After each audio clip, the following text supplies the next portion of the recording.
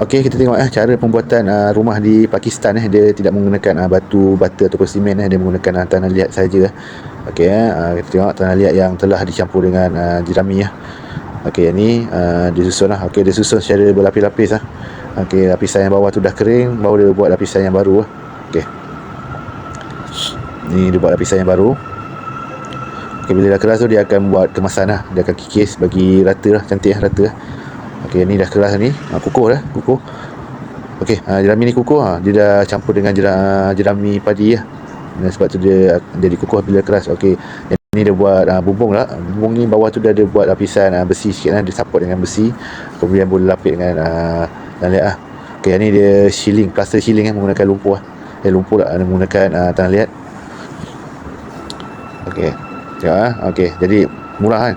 Kat sana kos pembuatan rumah murah, menggunakan tanah liat saja.